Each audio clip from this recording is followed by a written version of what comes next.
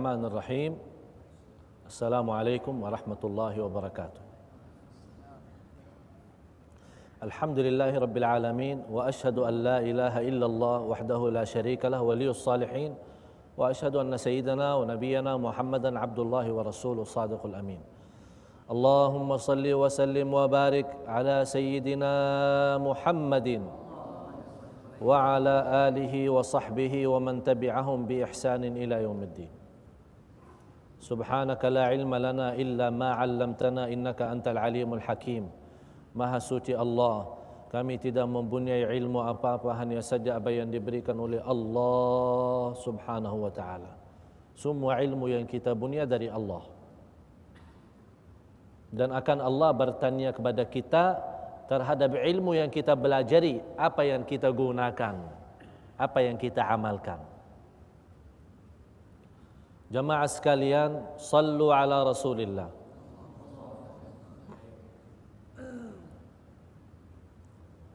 Pasti banyak cerita dalam pertemuan yang lalu sangat menarik. Dan anda sekalian pasti penasaran, ini apa habisnya ini cerita ini.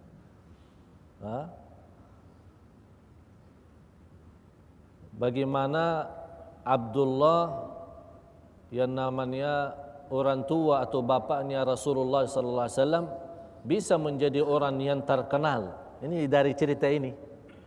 Ini dari cerita ini. Mulai dihormati, dikenal. Ini semuanya sistem Allah. Allah mengaturkan segala-galanya. Ujung-ujungnya bukan sebenarnya Abdul Muttalib, bukan sebenarnya siapa-siapa, ujung-ujungnya Muhammad sallallahu alaihi wasallam. Allah mengutamakan Quraisy daripada ahlul kitab yang namanya Abraha dan golongannya, padahal di sisi agama Abraha dan golongan lebih baik daripada agama Quraisy jahiliyah dan syirik. Tapi Allah mengagungkan ini ada ujung-ujungnya. Welcome Muhammad sallallahu alaihi wasallam. Menyambut kedatangan Rasulullah. Dilanjut undian antara Abdullah dan unta dilembar di hadapan dalam 10 unta. Tapi ternyata jatuhnya kepada Abdullah juga. Ini Abdul Muttalib jadi bingung lagi ini. Mana jalan keluarnya? Ditambah 10 unta lagi. Dilembar lagi masih jatuhnya ke Abdullah. Ditambah 10 unta lagi. Sambil mereka mengurus undian antara unta dan Abdullah, Abdul Muttalib mendekati Al-Ka'bah dan berdoa. Munajat. Ya Tuhan, kasih jalan keluar. Dan seterusnya. Sampai unta menjadi jumlah 100. Begitu sudah menjadi 100, dilembar undian itu jatuhnya kepada unta. Kaget Abdul Muttalib. Dikasih tahu, berhenti doa. Coba ulang lagi undian itu. Dilembar lagi, jatuhnya ke unta. Dilembar yang ketiga kali, jatuhnya ke unta. Sudah yakin. 100 unta. Kata Abdul Muttalib, lepaskan unta itu untuk miskin dan fakir. Orang miskin dan semuanya. Diambil orang bebas. Datang Islam 100 unta menjadi bayar fidyah. Di hukum Islam kalau ada orang bunuh orang bayar fidyah berapa? 100 unta. Ini jadi ikrar. Diikrarkan oleh Islam. Jadi di zaman Rasulullah kalau ada orang buat dosa membunuh orang salah, kan kalau membunuh orang sengaja kan dihukum mati. Tapi kalau orang bunuh salah, dihukum apa? Bayar fidyah. Bayar fidyah berapa? 100 unta. Ini yang menjadi dalam sistem urusan agama. Tapi sekarang sudah diganti ya, macam kalau kita di tanah suci, sekarang diganti dengan uang ya, diganti dengan uang. Dihitungkan berapa harga pasar unta, 100 unta sekian dikali sekian udah bayar. Untuk orang melepaskan diri dari hukum mati, hukum qisas. Dari situ Abdullah diselamatkan oleh Allah untuk menjadi kurban. Terbawa cerita sekarang di Makkah. Semua wanita yang ada di Makkah habis mendengar berita dan cerita Abdullah, semua ingin menjadi pasangannya. Dan terbawa dalam sejarah, dalam beberapa buku sejarah, Abdullah sejak itu memiliki cahaya di muka yang cukup bersinar, menarik perhatian. Sampai ada seorang wanita menggoda Abdullah untuk menikahinya. Tapi Abdullah sifatnya orang malu, dan Allah Maha Kuasa memelihara Abdullah, bapaknya Rasul, tidak berbuat macam zina. Dan nikah Abdullah dengan Siti Aminah, ibunya Rasul, dengan nikah yang syar'i, yang sahih, murni, bersih. Karena di zaman jahiliyah terkenal di golongan Arab itu nikah itu sembarangan. Zina bebas, nikah yang rusak bebas, tidak ada tuntunan, tidak ada. Tapi Allah jaga ini orang tua Rasul. Nikahnya sangat yang pelihara oleh Allah. Karena akibatnya akan terjadi siapa? Ya, Nabi Muhammad SAW. Oleh karena itu kata Rasulullah SAW, saya terpilih menjadi turunan yang terbaik di muka bumi. Turunan yang terbaik di muka bumi, sallallahu alaihi wasallam. Sangat dipelihara. Jadi Abdullah nikah dengan Siti Aminah. Wanita ini yang suka menggoda Abdullah untuk menikahi, begitu dia mendengar berita Abdullah sudah menikah dengan Siti Aminah, dia tersinggung. Tapi lama-lama ketemu, ya namanya saya kan tadi cerita orang-orang Arab kan suka poligami. Jadi saya kan baru satu. Jadi orang-orang suka mau nikah. Habis itu Abdullah, ya habis sudah punya istri, ketemu wanita itu, Abdullah menawarkan, udah mau nikah sama saya? Tidak apa-apa, istri dua, yang tiga apa terus. Kata wanita itu, udah, sekarang tidak perlu. Karena saya tadi mengharapkan cahaya yang anda punya itu, ada cahaya. Tapi habis dia nikah dengan Siti Aminah, sepertinya cahaya itu sudah pindah kemari kepada Siti Aminah. Ini yang menjadi kehamilan dengan Rasulullah sallallahu alaihi wasallam.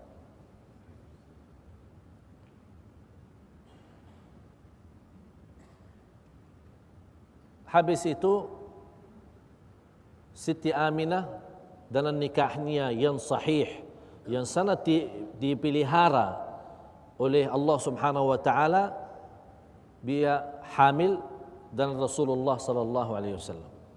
Dan Siti Aminah berkata, saya tidak pernah selama 9 bulan menghamil Rasulullah SAW, saya tidak pernah merasakan sebagaimana yang dirasakan oleh wanita lain. Sangat enak kebawaannya. Begitu Rasulullah menjadi sudah 6 bulan dalam perut ibunya, bapaknya Rasulullah yang Abdullah itu meninggal dunia. Dan itulah hikmahnya kenapa Rasulullah yatim. Agar segala kehidupan Rasul sejak dia masih kecil baru dilahirkan sampai wafatnya, dia tidak akan ada kebutuhan kepada siapapun, hanya kepada Allah. Ini sistem Allah untuk Nabi Muhammad. Oleh karena itu Allah sengaja jadikan Nabi Muhammad sallallahu alaihi wasallam yatim, agar dia tidak ada rasa kebutuhan kepada orang tua atau kepada manusia seperti sifat manusia biasa. Ini memang Rasulullah manusia, tapi terpilih manusia yang termulia, yang teragung. Sampai 9 bulan terbawa Siti Aminah selama hamil membawa Nabi Muhammad sallallahu alaihi wasallam, tidak ada rasa sakitnya atau tidak ada rasa sama sekali kesusahan saat dia membawa hamil. Jamaah sekalian, sallu ala Rasulillah. Sebelum saya dan kita sama-sama masuki kepada kelahiran Rasulullah dan peristiwa-peristiwa yang terjadi saat kelahiran Rasulullah. Terbukti dari banyak tanda-tanda, dan sebenarnya ada juga banyak tanda-tanda selanjutnya waktu sama Abdul Muttalib kemudian Abu Talib. Ini insya-Allah nanti pertemuan yang kita akan banyak cerita. Tapi yang saya perlu sampaikan sebagai amanatun ilmiyah, sebagai sebuah amanat dari ilmu yang kita belajari, harus juga saat saya sampaikan dengan amanat. Ini yang menjadi salah satu persoalan besar di tanah masyarakat dan di tanah umat Islam, masalah maulud. Yang harus kita fahami, maulud itu sebagaimana kata Al-Imam Abu Syamah, gurunya Imam Nawawi. Gurunya Imam Nawawi, pernah beliau berkata, ahsanu mabtudi'a fi zamanina hadzal maulid. Yang terbaik kita buat sebagai bid'ah adalah maulid. Sudah faham? Ini Abu Syamah, gurunya Imam Nawawi. Kan kita sudah tahu semua Imam Nawawi adalah ikut mazhab Syafi'i. Dia berkata, sebaik yang dilakukan di masa kami, di zaman kami, di antara bid'ah-bid'ah yang dianggap sebuah bid'ah itu yang terbaik adalah maulid. Kenapa dinamakan maulid bid'atun hasanah? Harus jamaah tahu, tidak ada ulama ahlus sunnah wal jamaah berkata maulid sunnah, tidak ada. Kenapa tidak bilang sunnah? Karena memang tidak ada dalam Quran, ya ayyuhalladzina amanu bikin maulid. Dan juga tidak ada di hadis Rasulullah. Tapi bukan berarti tidak boleh, harus fahami itu. Kalau memang sudah Rasulullah lakukan atau ada perintah dari Allah atau Rasul, berarti itu sunnah, jelas. Kenapa ulama tidak berani bilang sunnah? Karena hal itu tidak pernah dibuat oleh Rasul dan tidak ada perintah dari Quran dan hadis. Tapi kenapa dibilang bid'ah? Bid'ah itu karena dianggap dalam bahasa Arab, kata bid'ah adalah sesuatu yang baru. Faham? Kata bid'ah sesuatu yang baru. Tapi kenapa ditambah bid'atun hasanatun? Sebagaimana berkata Al-Imam Ibn Hajar rahimahullah. Tahu Imam Ibn Hajar? Yang mentafsirkan, mensyarah Sahih Al-Bukhari. Sahih Al-Bukhari ada sebuah kitab namanya Fathul Bari Syarah Sahih Al-Bukhari yang dibuat oleh Al-Imamul Hafidh Ibn Hajar Al-Asqalani. Kata Al-Imam Ibn Hajar, maulid bid'atun hasanah. Kenapa dinamakan bid'ah? Sesuatu baru. Kenapa dinamakan hasanah? Karena isinya baik. Isinya baik. Imam Ibn Taymiyah rahimahullah pernah berkata, walaupun maulid itu dianggap menurut beliau sebuah bid'ah, tapi bisa dan boleh orang yang merayakan maulid dapat pahala. Orang bertanya kepada Imam Ibn Taymiyah, wahai Imam, bagaimana orang bikin bid'ah bisa jadi pahala? Kata Imam Ibn Taymiyah, karena yang bikin maulid pasti cinta Rasul. Sudah faham?